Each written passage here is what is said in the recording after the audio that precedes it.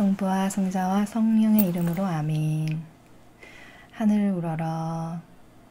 사랑하올 하느님 아버지 뜻 안에서 스승이신 예수님과 도움이신 성령님과 사랑하올 예수님과 어머니 하나 되신 성심 안에 용해되어 기도드립니다. 하느님 아버지, 저희가 오늘부터 아버지의 뜻 공부를 시작하게 되었습니다. 이 천상의 책을 통하여 아버지께서 저희 안에서 깨우쳐 주시고 말씀하여 주셔서 아버지를 사랑하고 갈망하는 많은 영혼들에게 아버지의 참된 진리의 말씀을 부어주시옵소서. 그리하여 저희가 그 말씀대로 아버지를 기쁘시게 하고 거룩한 사랑을 실천하는 영혼들로 매일매일 살아갈 수 있도록 축복하여 주시옵소서. 아멘.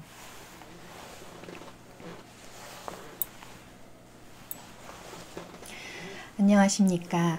하느님의 뜻 선교 수도의 윤 스플리키타스 수녀입니다. 오늘부터 제가 여러분과 함께 천상의 책을 공부하게 되었습니다. 여러분과 만나 뵙게 되어서 매우 기쁘게 생각합니다. 먼저 이 천상의 책이 어떤 책인지에 대해서 간단히 설명해 드리도록 하겠습니다. 먼저 이 인류는 맨 처음 하느님 아버지께서 세상을 창조하셨을 때 창조의 피앗이 시작되었고, 또 많은 시간이 흘러 예수님께서 인류의 구원을 위하여 탄생하셨을 때 구원의 피앗의 시대가 시작되었습니다. 그리고 지금 이 시대는 바로 성화의 피앗 시대로서 이 마지막 시대에 가장 중요한 것은 바로 하느님의 뜻 영성입니다. 그럼 하느님의 뜻 영성은 무엇인가? 여러분, 영성은 영혼과 하느님과의 관계를 말합니다.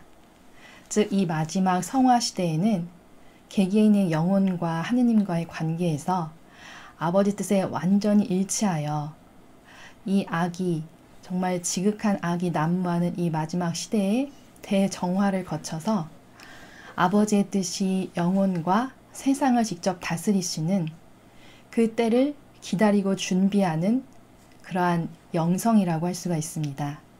그러니 인류가 반드시 배워서 아버지께서 직접 세상을 다스리시는 그 기쁜 시대를 맞이하기 위한 정말 필수 불가결한, 가장 영혼이 성화되고 아름다운 그러한 아버지와의 관계를 이룰 수 있는 그러한 영성이라고 할 수 있습니다. 그리고 이 영성을 하느님 아버지께서는 루이사 피카레타라는 이탈리아의 한 작고 겸손하고 또 아버지에 대한 사랑으로 매우 열정적인 이 영혼을 선택하셔서 직접 가르쳐 주셨습니다.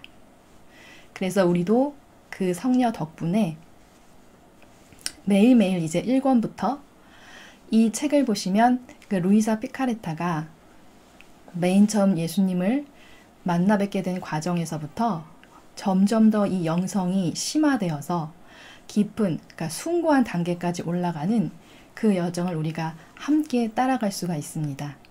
그래서 오늘부터 제가 여러분과 함께 이 단계를 차근차근 밟아 나갈 수 있는 그러한 영광을 얻게 되었음을 너무나 반갑고 기쁘게 생각하며 여러분과 이제 차근차근 하나씩 하나씩 공부해 나가도록 하겠습니다. 자, 그러면 먼저 천상의 책 제1권 1장부터 보겠습니다.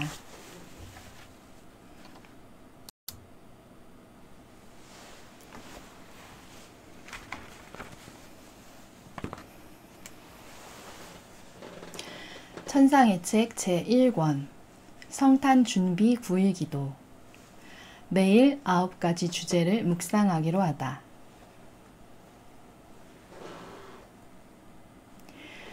자, 우리가 이제 맨 처음 공부하게 될 이 첫 번째 권의 1장의 제목을 보시니 루이사 피카레타가 성탄을 준비하기 위해서 9일 기도를 시작하고 있는 것을 볼 수 있습니다. 그런데 조금 독특한 기도를 하고 있어요. 매일 9가지 주제를 묵상하기로 했다고 나와 있습니다.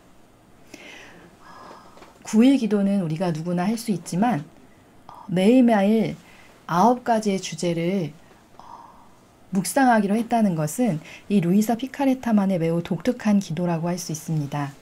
우리는 이 1장에서 예수님을 만나는 과정에 대해서 배울 수가 있는데, 이 루이사 피카레타가 기도한 이 모습에서 이 루이사 피카레타의 남다른 어떤 성실성, 그리고 하느님의 뜻을 공부하는 사람의 그 정신 자세에 대해서 엿볼 수가 있습니다.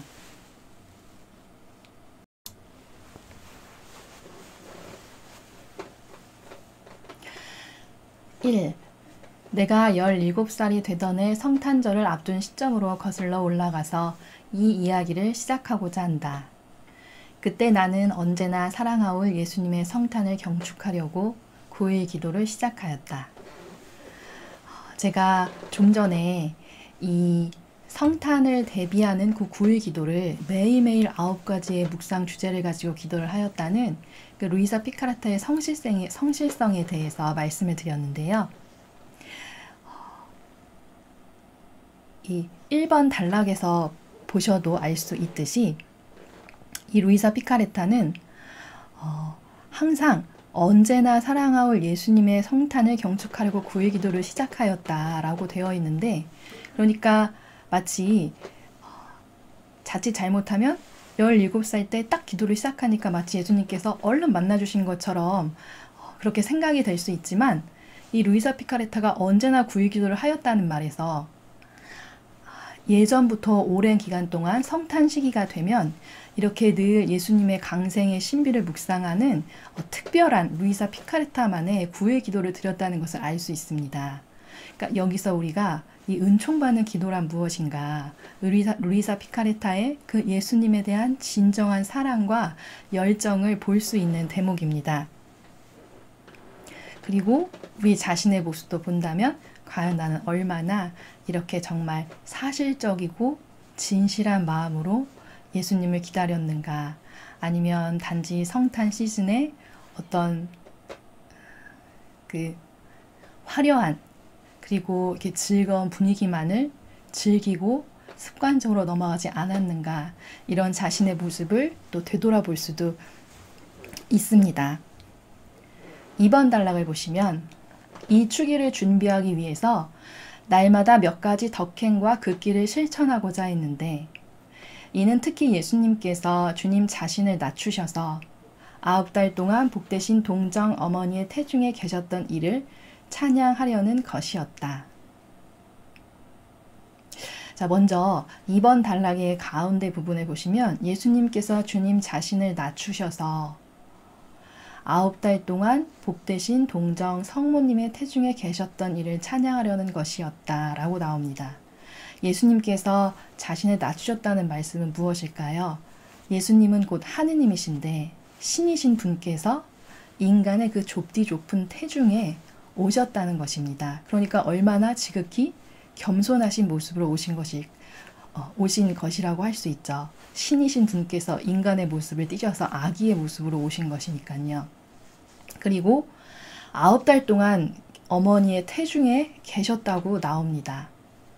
자, 이것은 예수님께서 이 세상에 오신 사명이 인류의 죄를 대신해서 배상과 보석을 바치시는 것이었죠. 그러니까 예수님께서는 그 인간이라는 생명이 최초의 모습은 바로 어머니의 뱃속에 수정되는 그 순간부터죠. 그러니까 그 처음부터 그 작은 아기일 때부터 배상과 보석 활동을 다 빠짐없이 남김없이 하시기 위해서 그렇게 신이신 분께서 마치 인간처럼 그렇게 태중에 그 어둡고 비좁은 그 깜깜한 그 어머니의 태중에 잉태된 그 순간부터 배상과 보석을 시작하셨다는 것입니다. 그런데 루이사 피카레타가 날마다 몇 가지 덕행과 극기를 실천하고자 하였다고 나옵니다. 그러니까 여러분, 제가 덕행과 극기, 예수님께서 인류를 구원해 주시기 위해서 이 세상에 오신 그 신비를 감사드리고 준비하기 위해서 덕행과 극기를 실천하였다고 하였는데요. 여기서 제가 잠깐 여러분께 말씀드리고 싶은 것은 여러분 성경에 오병이어의 기적을 다 잘 알고 계실 것입니다. 오병이어의 기적은 무엇이었죠? 예수님께서 5천 명이 되는 그 군중이 가득 모여 있는 자리에서 그들이 이제 예수님의 말씀을 듣고 또 먹을 것이 없어서 허기진 것을 보시고는 먹을 것을 좀 나누어 주라고 제자들에게 말씀하셨죠. 근데 제자들이 이렇게 많은 군중을 다 먹일 빵이 없다 말씀드렸더니 그러면 갖고 있는 것을 가져오너라 예수님께서 말씀하십니다. 그랬더니 어떤 한 소년이 물고기 5마리, 물고기 2마리와 빵 5조각을 내어놓죠. 그것을 예수님께 가져다 드리니까 예수님께서 아버지께 기도를 하시고 축복을 하신 다음에 그것으로 그 5천 명이 넘는 장정만도 5천 명이 되는 그 수많은 사람들을 다 먹이시고 그러고도 12광준이나 되는 부스러기가 남았다는 너무나 유명한 기적 사건입니다. 그런데 여기서 우리가 주의해야 될 점이 눈여겨보아야 될 점이 있습니다. 그 소년이 내놓은 작은 그 빵 5개와 물고기 2마리에 그것이 없었다면 예수님께서 기적을 행하실 수 없으셨을까요? 그것은 절대 아니죠. 신이신 분께서 그 작은 빵과 물고기가 없다고 해서 거기 모인 사람들을 먹이지 못하실 리가 없습니다. 그러면 왜 굳이 그 오병이어에 그것을 원하셨던 것일까요? 그것은 바로 인간의 참여를 원하셨던 것입니다. 여러분, 세상에서도 거저 주어지는 것은 아무것도 없습니다. 지금 이 시대에도 공정한 기회와 경쟁의 절차를 거치지 않고 잘못된 방법으로 자기가 원하는 것을 취한 그런 잘못된 사례를 얼마나 많이 볼 수 있습니까? 그럴 경우에 우리가 그가 어떤 업적을 이루었거나 훌륭한 성취를 하였다고 해서 그것을 인정하지 않습니다. 왜냐? 그것이 자기의 노력으로 한 것이 아니기 때문에. 아버지께서도 인간이 아버지께 사랑과 갈망으로 협력하고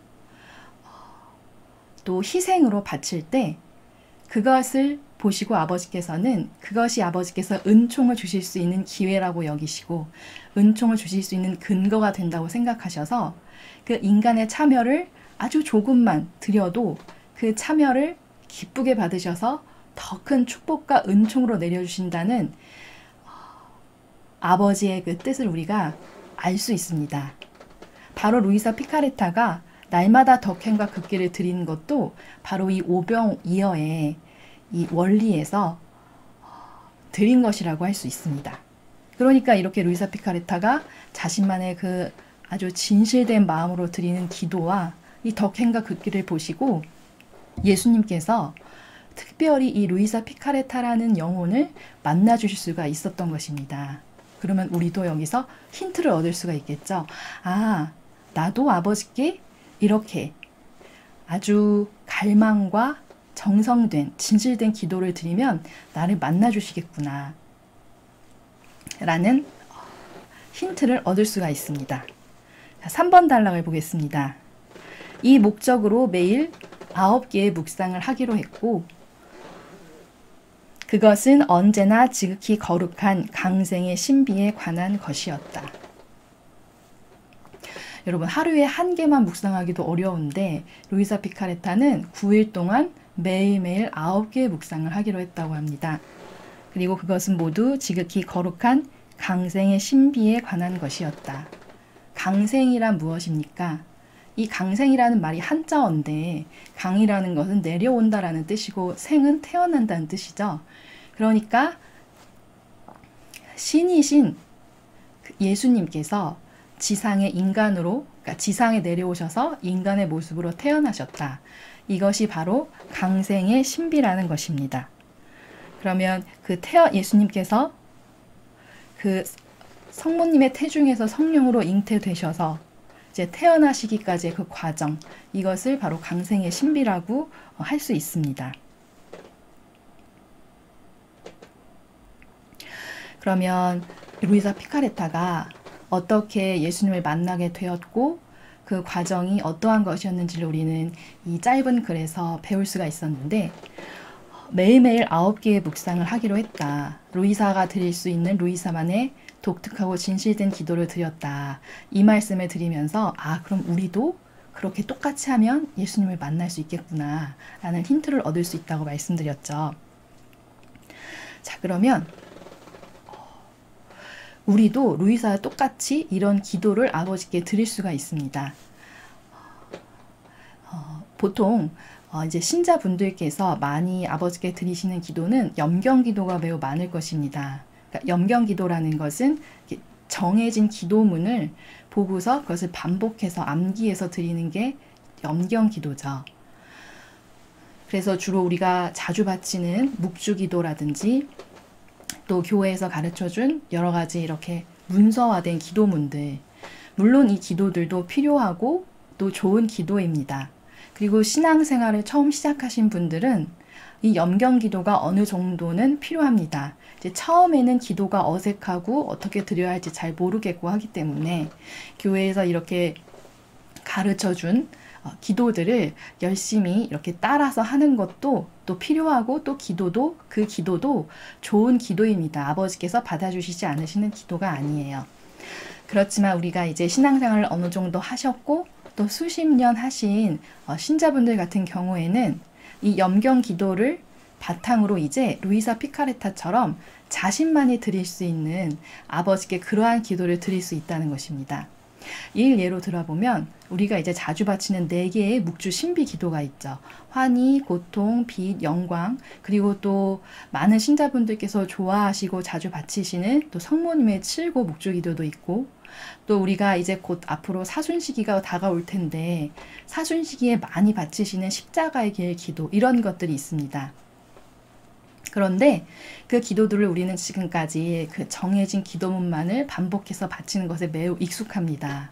그러나 아버지께서는 다양성의 나라를 또한 좋아하십니다.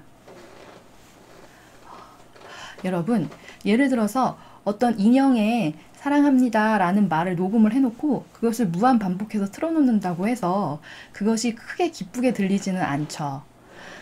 아버지께도 매일 반복해서 드리는 기도도 물론 아버지께서는 받아주시지만, 그것보다도 개개인의 영혼만이 드릴 수 있는 그 영혼만의 진실되고 사랑 어린 마음의 그러한 기도, 그것을 정말 기뻐하시고 또 그러한 기도를 받기를 원하신다는 것입니다. 그럼 제가 지금 말씀드렸던 이 4개의 신비의 기도들, 성모님의 7고 기도, 또 십자가의 길, 기타 다른 많은 염경 기도들을 드릴 때 주어진 그 기도문의 양식에만 머무르지 마시고, 예를 들면 십자가의 길은 총 14처예요. 예수님께서 사형 선고를 받으시면서부터 시작을 합니다. 그러나 예수님의 사실적인 고통은 사실은 겟세마니 동산에서 기도를 하실 때 이미 그 사실적인 순환에 앞서셔서 그 겟세마니 동산에서의 3시간 동안의 기도 시간에 이미 모든 세상의 죄악을 다 끌어안으셔서 가장 극심한 고통을 받으셨다고, 그렇게 순환의 기도 24시간이라는 책을 보시면 그 가장 극심한 고통은 바로 겟세마니에서의 시간이었다는 장면이 나옵니다. 그 겟세마니의 시간에서부터 십자가의 길에 그것을 추가해서 그때부터의 예수님의 고통을 묵상드려도 되고, 또 아니면 예수님의 공생활 시작 때부터 더 거슬러 올라가서 예수님께서 공생활을 본격적으로 시작하시기 전에 광야에서 40일 동안 단식하시고 극기하시며 유혹받으셨던 그 고통의 시간이 또 있습니다. 그 시간의 고통을 함께하면서 기도를 드려도 되고, 얼마든지 여러분께서 예수님께서 겪으셨던 그 모든 고통의 순간들을 십자가의 길 기도 가운데 추가하셔서 더 많은, 더 아주 구체적이고 세세하면서 더 많은 고통의 시간을 예수님과 함께하면서 기도드릴 수 있다는 것입니다. 또 우리가 늘상 바치는 그 4개의 신비의 묵주 기도도 매단 1단 무엇을 묵상합시다, 2단 무엇을 묵상합시다, 이렇게 그냥 넘어가서 그냥 한번 읽고 그리고 주모경 10번 바치고 이렇게 그냥 피상적으로 하는 것이 아니라, 환희의 신비 1단이라면 성모님께서 성령으로 잉태하심을 묵상합시다. 이렇게 첫 번째 문구를 기도드리고 그런 다음에 바로 그냥 주모경으로 습관적으로 넘어가시는 것이 아니라 자신의 현재 상황에 따라서 내 영혼의 상태에 따라서 그리고 지금 내가 살고 있는 이 시대의 고통과 그 악에 대해서 깊이 묵상하면서 그것에 대한 본인만의 기도를 아버지께 말씀드리면서 성모님께 말씀드리면서 그렇게 자신만의 묵주 신공을 엮어서 기도드릴 수 있다는 것입니다. 그러면 여러분 생각해 보십시오. 각각의 영혼의 상태가 얼마나 다르고 그 영혼들마다 아버지와 맺고 있는 관계가 얼마나 다양합니까? 그리고 지금 우리가 겪고 있는 이 시대의 고통과 아픔이 얼마나 극심하고 팽배합니까? 이 모든 것들을 기도로 엮어서 다 드릴 수 있다는 말씀이에요. 그러면 이 기도는 우리가 맨날 그냥 아무 생각 없이 피상적으로 바치는 그러한 기도가 아니라 정말 사실적이고 진실된 기도가 된다는 것입니다. 여러분 기도를 드리실 때 피상적인 기도를 드리지 않도록 정말 유의하셔야 됩니다. 피상적인 기도는 정말 인형의 사랑합니다를 녹음해 놓고 끊임없이 반복해서 듣는 것과 별다를 바가 없는 그런 기도입니다. 물론 그 기도도 아버지께서는 받아주신다고 제가 거듭 말씀드리지만 그것보다는 더 진실하고 더 사랑 어리고 더 아버지 마음에 깊이 들어갈 수 있는 그런 기도를 드린다면 얼마나 아버지께서 기뻐하시고 또 이 영혼의 갈망을 보시고 아버지께서 만나주시겠습니까? 그리고 이러한 기도가 바로 우리가 날마다 일상생활 속에서 다양하게 이러한 기도를 아버지께 드릴 때 바로 이것이 우리가 아버지께 드리는 신적 활동이라고 할 수 있습니다. 그리고 아주 입체적인 기도가 되는 것이죠. 여러분 오늘 루이사 피카레타가 예수님을 만나게 된 그 첫 장면에서 우리는 그러니까 우리도 루이사 피카레타처럼 이렇게 사실적으로 예수님을 아버지를 만날 수 있구나. 그러기 위해서는 내 편에서 아버지께 드리는 희생, 갈망, 그 오병이어의 작은 참여 그것이 정말 절대적으로 필요하고 그리고 기도를 드릴 때 피상적인 기도가 아니라 입체적이고 사실적이며 나의 진실된 마음을 담은 기도 그 다양성, 그 유일성, 나만이 드릴 수 있는 그 고유한 기도를 드릴 때 아버지께서 정말 기뻐하신다는 것 이것을 마음에 꼭 새기시고 이제부터는 그러한 기도를 아버지께 드리시고 더 깊은 아버지와의 관계를 맺어가는 여러분이 되시기를 기도드리겠습니다. 오늘 해설은 여기서 마치겠습니다. 감사합니다.